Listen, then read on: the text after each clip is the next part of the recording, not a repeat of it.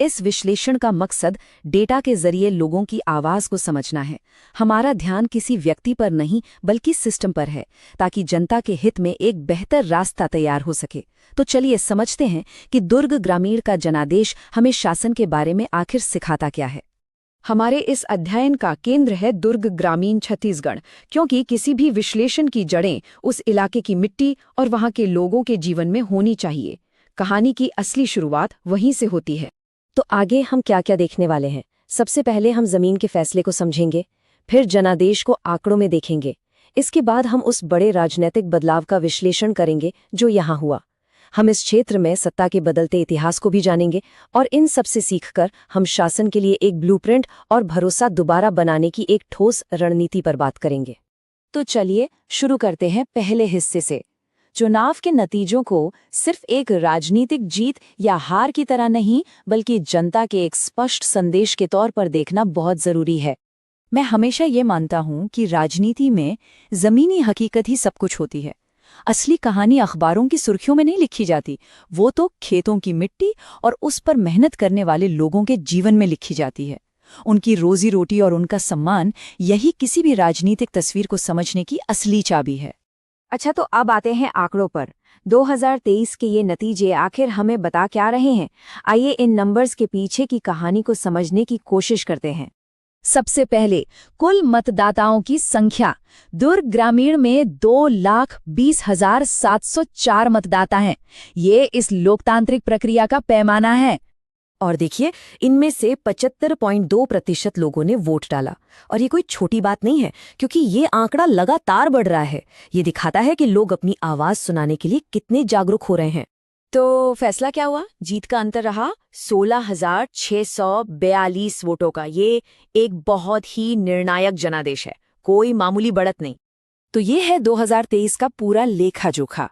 BJP को मिले करीब 52.5% वोट, जबकि कांग्रेस को 42.5%। इन आंकड़ों में दुर्ग ग्रामीण का फैसला बिल्कुल साफ झलकता है। देखिए, हर एक नंबर एक आवाज है। असल काम सिर्फ गिनने का नहीं, बल्कि सुनने का है। और जब हम डेटा को इस नजरिए से देखते हैं, तभी हम हर मतदाता के सम्मान को बनाए रखते हैं। यही एक जिम्मेदार सार्वजनिक संवाद की नींव है, जो हमारे संवैधानिक मूल्यों का भी आधार है। अब चलिए इस कहानी के सबसे दिलचस्प हिस्से पर चलते हैं, वोट स्विंग। ये समझना बहुत जरूरी है कि आखिर 2023 में नतीजे इतने नाटकीय ढंग से कैसे और क्यों बदले। याद कीजिए 2018 में क्या हुआ था। तब कांग्रेस 51% से ज्यादा वोट शेयर के साथ एक बहुत मजबूत बढ़त पर थी और बीजेपी लगभग 33% पर। और अब 5 साल बाद 2023 में तस्वीर पूरी तरह से पलट गई। बीजेपी 52% से ऊपर पहुंच गई और कांग्रेस 42.5% पर आ गई। ये एक बहुत बड़ा उलटफेर है। आप समझ रहे हैं, सिर्फ 5 सालों में लगभग 28 पॉइंट का स्विंग। बीजेपी ने 19% अंक हासिल किए, वहीं कांग्रेस ने 9% अंक खो दिए। ये कोई छोटा मोटा बदलाव नहीं है, ये एक राजनीतिक भूकंप है और हमें इसकी वजहों को गहराई से समझना ही होगा। इस भूकंप को समझने के लिए हमें थोड़ा और पीछे जाना होगा और इस क्षेत्र के ऐतिहासिक पैटर्न को देखना होगा। इससे पता चलता है कि यहाँ के मतदाता अपने प्रतिनिधि को अक्सर बदलते रहे हैं। इस टाइमलाइन पर जरा गौर कीजिए। 2003 में बीजेपी, 2008 में कांग्रेस, 2013 में फिर बीजेपी, 2018 में कांग्रेस और 2023 में एक बार फिर बीजेपी। एक पैटर्न साफ दिख रहा है, कोई भी पार्टी यहाँ लंबे समय तक अपनी पकड़ नहीं बना पाई है। राजनीति की भाषा में हम ऐसी सीटों को स्विंग सीट कहते हैं। इसका सीधा सा मतलब है एक ऐसा चुनावी क्षेत्र जहां किसी एक पार्टी का दबदबा नहीं होता और नतीजा हमेशा मतदाताओं की भावनाओं के हिसाब से बदलता रहता है। दुर्ग ग्रामीण इसका एक सटीक उदाहरण है। तो हमने अब तक डायग्नोसिस तो कर लिया, सवाल ये है कि अब आगे क्या? इस विश्लेषण के आधार पर भविष्य की रणनीति कैसे बनाई जाए? चलिए अब डायग्नोसिस से एक्शन की ओर बढ़ते हैं। जब आप जमीन पर लोगों से बात करते हैं तो कुछ बातें बार बार सामने आती हैं। जैसे एक आवाज कहती है, सड़कें अभी भी इंतजार कर रही हैं, हमारे खेतों के लिए पानी आज भी बस एक वादा ही है। ये बुनियादी ढांचे और खेती से जुड़ी समस्याओं को दिखाता है। एक और चिंता जो सामने आती है वो है मेरे बच्चे पढ़े लिखे तो हैं, लेकिन उनके लिए यहाँ नौकरियां कहाँ हैं? ये ग्रामीण बेरोजगारी और युवाओं की उम्मीदों के बहुत जरूरी मुद्दे को उठाता है। और यहीं पर इस पूरे विश्लेषण का सबसे जरूरी शब्द आता है, डेटा गैप। इसका मतलब है कि हमारे पास कुछ विषयों पर पूरी जानकारी नहीं है। ये उन अनसुनी आवाजों का प्रतीक है जिन्हें और गहराई से सुनने की बहुत जरूरत है। सच्ची राजनीतिक समझ जानकारी के अहंकार से नहीं, बल्कि सुनने की विनम्रता से आती है।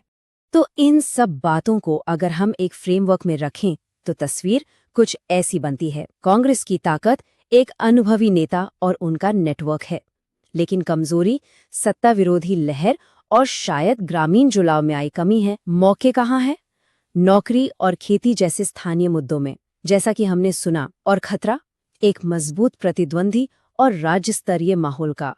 और जब हम लोगों से जानकारी इकट्ठा करते हैं तो एक बात हमेशा याद रखनी चाहिए, शासन जो है वो भरोसे का एक कॉन्ट्रैक्ट है।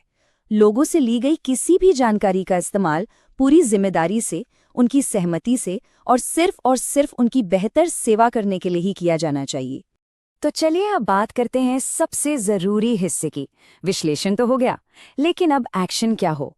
मतदाताओं का भरोसा फिर से जीतने के लिए एक ठोस प्लान क्या हो सकता है?